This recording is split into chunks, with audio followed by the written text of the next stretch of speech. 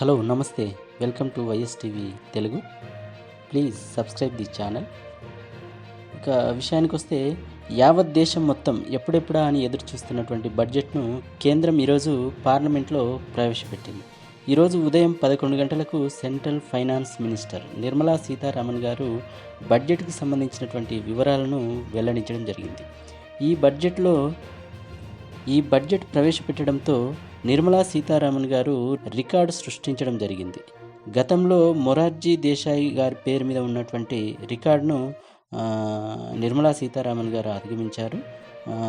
మొరార్జీ దేశాయి గారు 6 సార్లు బడ్జెట్ను ప్రవేశపెట్టడం జరిగింది.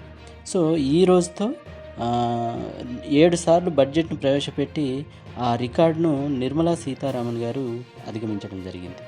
అయితే ఈ యొక్క బడ్జెట్లో ప్రధానంగా 9 అంశాలకు ప్రాధాన్యతనైతే కల్పించడం జరిగింది. ఒకసారి అవి ఏంటనేది చూసినట్లయితే వ్యవసాయ రంగం ప్రకృతి వ్యవసాయ రంగంలోకి 1 కోటి మందిని తీసుకొచ్చేటువంటి ప్రణాళిక అంటే ప్రకృతి వ్యవసాయం.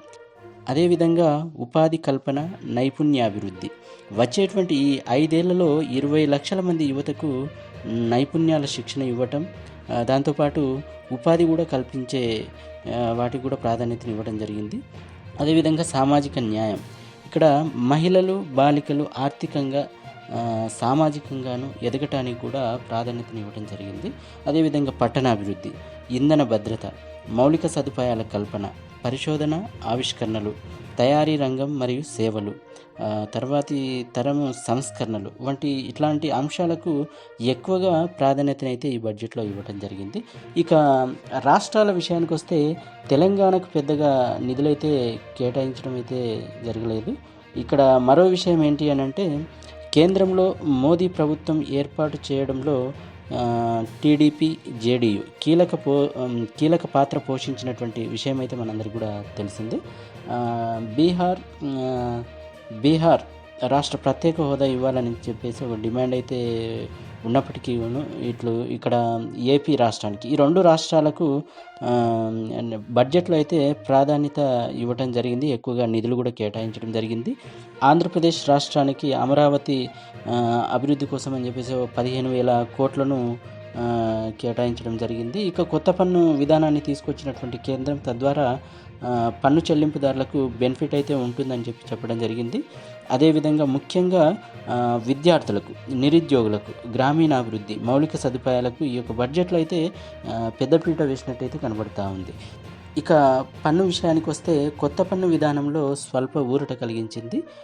0 నుంచి 3 లక్షల లోపు ఉన్నటువంటి వారికి జీరో ట్యాక్స్, 3 లక్షల నుంచి 7 లక్షల లోపు ఉన్నట్లయితే 5% ట్యాక్స్, 7 నుంచి 10 లక్షల లోపు ఉన్నట్లయితే 10% ట్యాక్స్, 10 లక్షల నుంచి 12 లక్షల లోపు ఉన్నట్లయితే 15% ట్యాక్స్, అదేవిధంగా 12 నుంచి 15 లక్షల లోపు ఉన్నట్లయితే 20%,